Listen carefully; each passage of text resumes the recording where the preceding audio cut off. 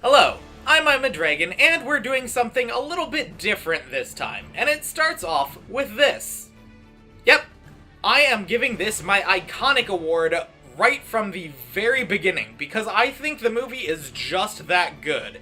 In fact, I will show you, in my opinion, every single line, moment, idea, or joke that I think is even slightly cheesy, mismanaged, or out of place right here before starting the rest of the review.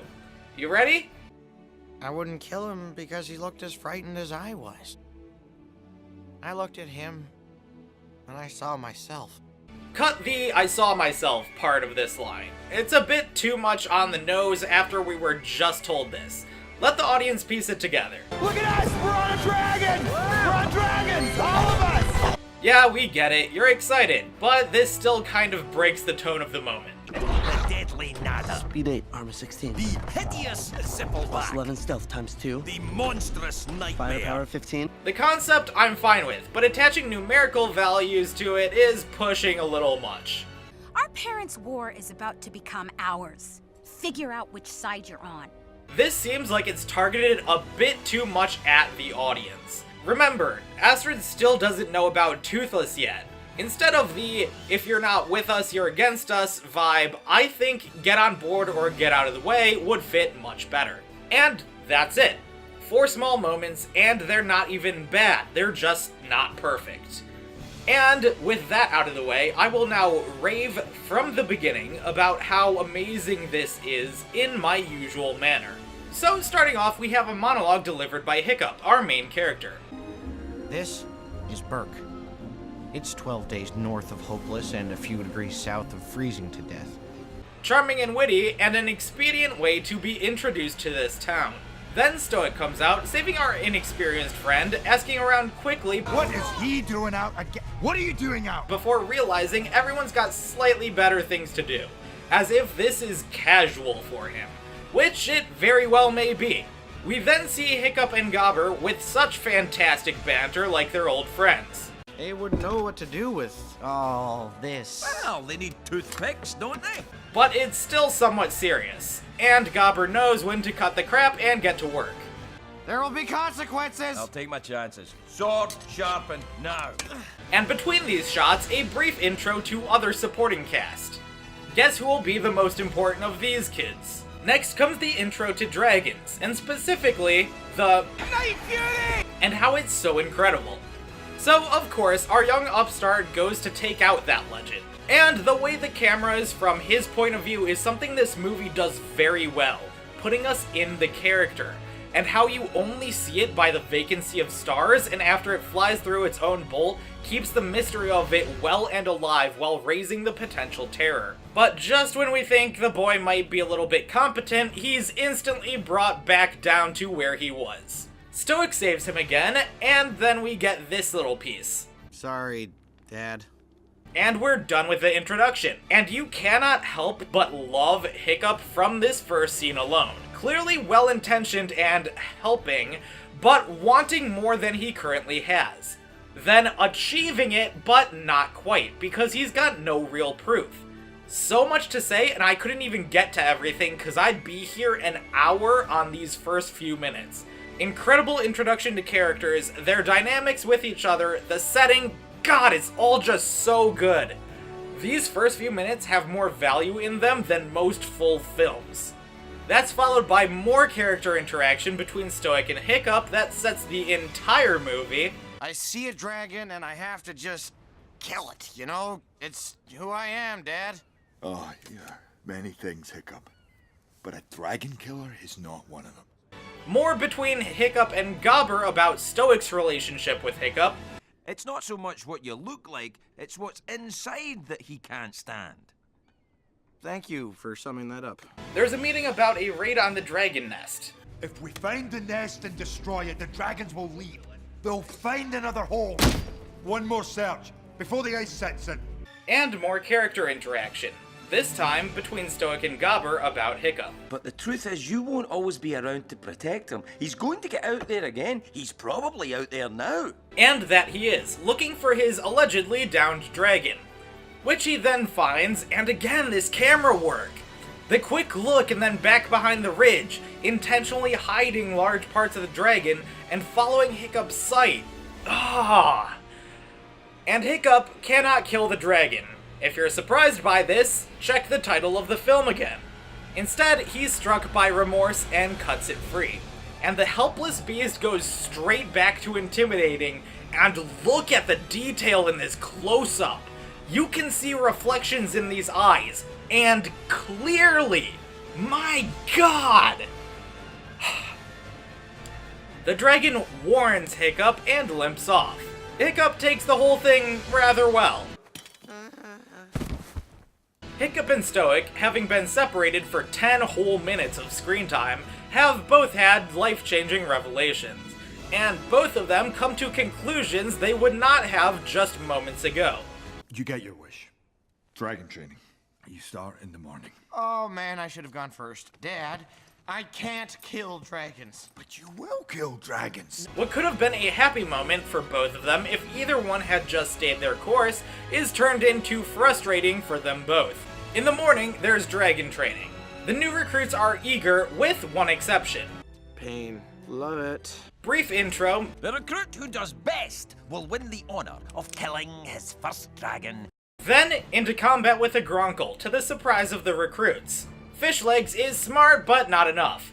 The twins are too quarrelsome to really help. Hiccup is overly concerned with his own safety. Snotlout is preoccupied with posturing, and Astrid is just really good at this, but only out for number 1. A brief but effective intro on what all the other kids are about. After Gobber saves Hiccup, we get a warning that we already know to be false. Remember, a dragon will always go for the kill. Hiccup is as curious as we are and tracks down the dragon to an isolated and contained area where it has been struggling, and begins taking notes, noticing that he's injured it. Short scene with a manual and more effective character building for the kids.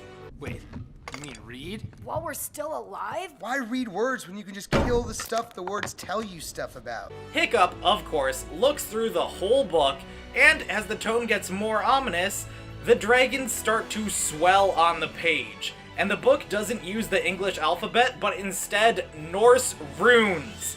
I love this movie. And despite the fact that they know nothing about it, the manual is just full of warnings. Your only chance, hide and pray it does not find you. Back to training, this time against a Natter, my personal favorite dragon from this series. We get a lot of the same kind of stuff as last time, but Hiccup is certainly more interested than before. Just not with the battle at hand. So how would one sneak up on a Night Fury? No one's ever met one and lived to tell the tale. Now get in there! Hiccup goes to visit his downed dragon again with a fish, and this time it seems to be expecting him. It then notices the knife, and as soon as Hiccup ditches it, it gets instantly more friendly. And it gets a name. Toothless. I could have sworn you had... teeth. Cue the Forbidden Friendship music. Wait, I haven't talked about the music yet. Okay, so my god, this music is the greatest score that I have ever heard, bar none. In fact, I like it so much that I've exchanged my usual backing track for it in this review. It was Oscar nominated, and if you know how the Academy treats animated movies, you know that is something incredibly special. If you ever have a spare 72.5 minutes, do your ears a favor and listen through this whole thing. If not, at least listen to Forbidden Friendship and Test Drive. You will not be disappointed. Anyways, one of my favorite scenes, where Hiccup and Toothless slowly grow their bond to the point of being friends. This involves sitting patiently, sitting not so patiently, drawing by hand, drawing by mouth, coming to an understanding, and finally, the most well-presented physical contact ever.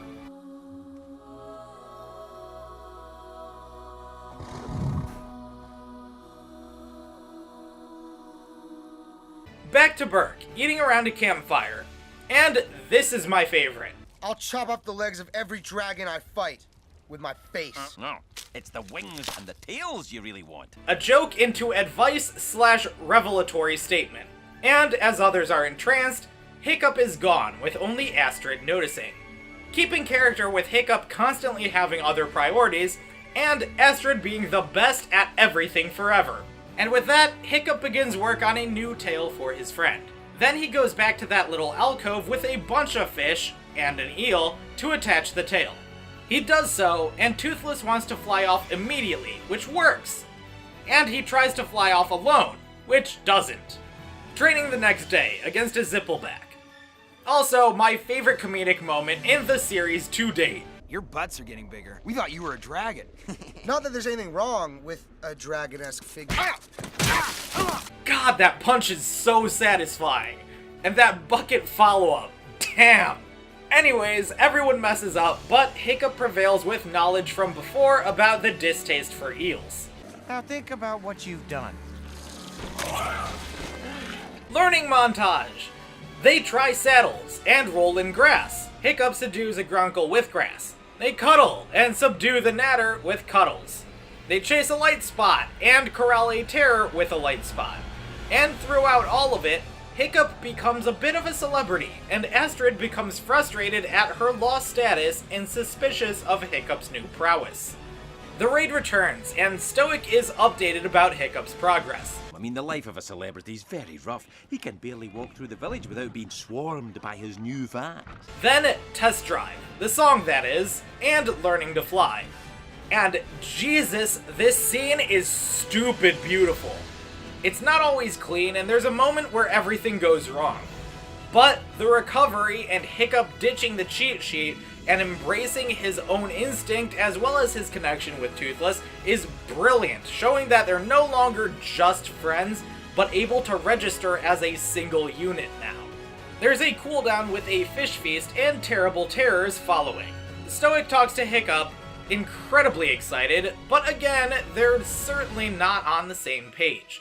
What a feeling! You really had me going there, son. It's clear they're still very different, and Stoic doesn't yet know why. And we get some brief talk about Hiccup's mom. Your mother would have wanted you to have it. Wear it proudly. You deserve it. Hope we hear more about what happened to her sometime, am I right? Training again. Astrid is outwardly aggressive now, but still can't measure up to Hiccup being smart. Unfortunately, that means he gets to kill a dragon. So, Hiccup decides to ditch town with Toothless, Looks like you and me are taking a little vacation. Forever. but Astrid intercepts him first. I want to know what's going on. A friend of mine thinks that they picked Jay Baruchel explicitly for how he delivers this line. Drag me back, go ahead. Here we go. Ow! Why would you do that? I'd believe it. Cue the meeting of Toothless and Astrid. Astrid? Toothless. Toothless? Astrid. She, understandably, runs off. Then the boys pick her up again. I am not listening to anything you have to say. Then I won't speak. Just let me show you. And without much of a choice, she climbs on. Toothless? Down. Gently. And even without any other options, that's a terrible decision. I'm sorry. I'm sorry. Just get me off of this thing. But then after that, another beautiful flying scene. God damn, I love this movie. Upon hearing Hiccup is supposed to kill a dragon, Toothless takes a little bit of a detour. There we find the nest, that thing that the Vikings have been looking for. And at the center of it all, this monster. When back, Astrid asks a simple question. The dragon's nest. The thing we've been after since Vikings first sailed here. And you want to keep it a secret? Yes. And realizing just how serious he is, she just accepts that. Okay. Where so many other films would feel the need to answer this with more than just one word, How to Train Your Dragon knows it can just toss that out there and it's entirely understandable for both parties. Oh, and this happens. The next day, Hiccup is going to kill a dragon. Allegedly. Be careful with that dragon. It's not the dragon I'm worried about. What are you gonna do? Put an end to this. I have to try. And of course he doesn't. The nightmare is intimidating, frantic, and threatening. But Hiccup knows better and does not fight it. I'm not one of them. This, of course, angers Stoic, and he, Astrid, and Toothless all spring into action. Stoic isn't aware he just jeopardized his son's life, Astrid never one to sit back and watch, and Toothless just being a straight-up hero. And this scene is tense, because even after the nightmare is dealt with, Stoic rushes in on Toothless, a fight he is sure to lose. But Toothless doesn't kill. He can't. And I cannot watch this scene without watery eyes. I just can't do it. So, a liar revealed scene. This had the potential to be a terrible scene and a stellar film, but it holds up. And in my mind, it's because neither of these people think that they're really wrong.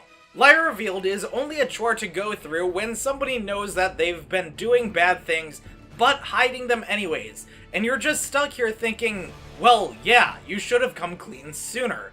Here, Stoic is trying to protect his people, and thinks Hiccup is an enemy now. The dragon? That's what you're worried about? Not the people you almost killed? Hiccup knows that the current Viking way of life is completely unnecessary and senseless. They've killed hundreds of us! And we've killed thousands of them! They defend themselves, that's all! And that's why this isn't an issue. Nobody thinks they're wrong, so the kind of sorry that Hiccup isn't the traditional kind. He's failed, but it's not out of inaction or for lack of trying to show them how things could be. Anyways, Hiccup reveals that he's seen the nest and that Toothless showed them. There's something else on their island, Dad. It's a dragon like Their you've never... island? So you've been to the nest? And that it's a bad idea to go there. In the short aftermath, it is clear that this scene has hurt both of them. So, Vikings off to sea again, this time with a captive. Lead us home, devil. Astrid comes to talk to Hiccup. You must feel horrible. You've lost everything. Your father, your tribe, your best friend. Reassuring, isn't it? And here's the part where Astrid reveals that she is the best. 300 years, and I'm the first Viking who wouldn't kill a dragon.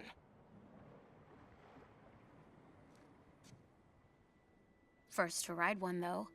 Despite it having one of my 4 issues with this film, this dialogue is phenomenal. What are you gonna do about it? Probably something stupid. Good, but you've already done that. Then something crazy. So, Hiccup is going to do something crazy. The raid now has a plan. Find the nest and take it. Oh, of course. Send them running. The old Viking fallback. Simple. Okay, Toothless is leading them there. There's a looming chittering and a sense of unease, and as soon as Stoic sets foot on the land, it stops. The kids have other plans. Tame the training dragons. So, the raid breaks open the mountain, but nothing much happens. That is until the flaming shot reveals the hive. And the dragons all flee. Shortly thereafter, the big one breaks through. Catapults do nothing, and the ships are all incinerated. But Stoic has been a little bit unlikable for not listening to Hiccup for too long. So, realizing his mistake, he volunteers himself as bait for the rest of the Vikings to get away. I can buy them a few minutes if I give that thing someone to hunt. Then I can double that time. But the kids arrive. Objective number 1, distract it while Hiccup saves Toothless. But, of course, all that they've been taught affect their own dragons too, because this movie is a good movie. In said chaos, Toothless is dropped to the seafloor. Stoic saves Hiccup, then goes back for Toothless. Short reconciling, I'm sorry. For everything. Yeah, me too. and we're off. Toothless is in the air and starts pissing off the big guy. Lots of very well shot action sequences, and lots of perspective shots from the ground as well. The tail catches fire though, and the duo need to make their move before they're grounded. So, they dive, then turn and fire, defeating the beast, but not escaping unscathed. In the aftermath, both Hiccup and Toothless survive, but not without some drama before that reveal. Thank you for saving my son. Well, you know, most of them. When Hiccup awakes, Toothless is there, but his leg isn't, and damn is this handled so well. Hiccup can barely walk, even with his friend's help. Then he finds that dragons have been accepted in Berk, so his own greater goal has been realized as well. And we close with another monologue mirroring the opening. This is Berk. It snows 9 months of the year and hails the other 3. So I've already made this known that I think this is a masterpiece of the highest extent. As far as big budget animated films go, this is a difficult bar to jump. The plot is serviceable and excellently executed, the world has quite a bit of personality, and the character dynamics are fantastic. Whether it's Stoic's stubborn authority, Astrid's frustration turning into understanding, or the selling point of the film, there is always something interesting developing in these characters. The writing helps that along quite a bit.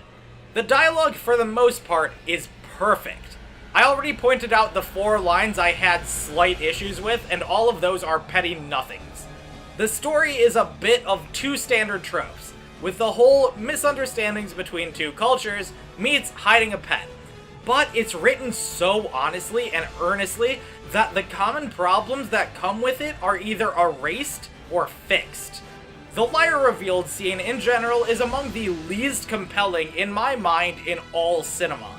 And yet here, it's actually pretty good. I mean, of course we sympathize with Hiccup here, but you understand Stoic's perspective. Hiccup hasn't lived up to his expectations repeatedly. Then, in public, in what was to be his redemptive moment, he tosses away the helmet that was gifted to him just yesterday and explicitly rebukes his culture. Stoic has every right to be a bit pissed off. The animation is great, especially in its cinematography and knowing where to place the camera for the best effect. There's a number of fast-moving action scenes, but it is so well shot that you understand what's happening the whole time. But that's really the bare minimum. What it does even better is putting you in the action. It is great at keeping some things strategically hidden at times to amp up the tension. I also like how each of the different dragons move. The Grunkle moves like a bumblebee, the Natter like a bird, the Zippleback heads are like snakes, and the Nightmare is like a lizard. Toothless, on the other hand, acts like a cat most of the time, and that was a great choice. It lets him go from terrifying to cuddly, and both of those dynamics are very much needed for this movie to work as well as it does. I also want to note that this movie is very good at a couple things. Those being setup and payoff, and repeated lines in different contexts. Setup and payoff first. Everything that Hiccup learns about dragons has a payoff. Yeah, some of those things are mere seconds of on-screen time after we learn it, and of pretty little consequence.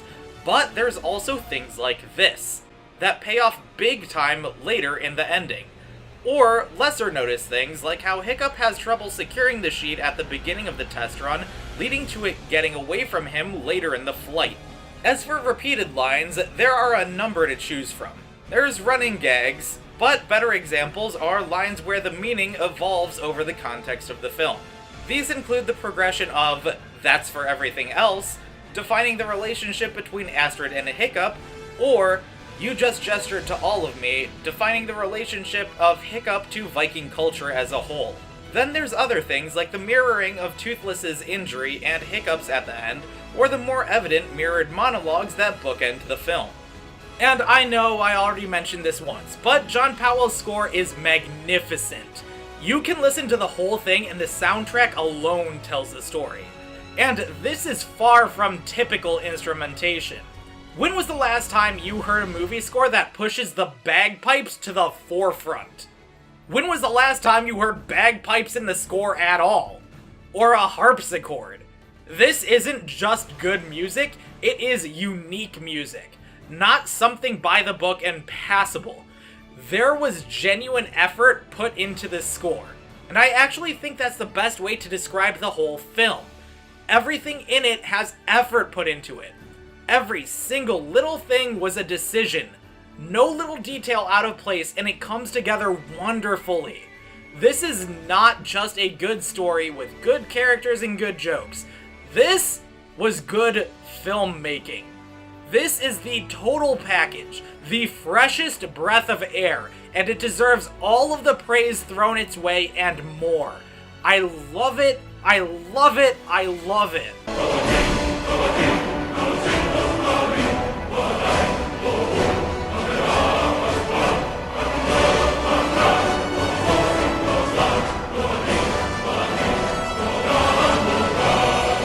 Next time, we'll be talking about environmentalism.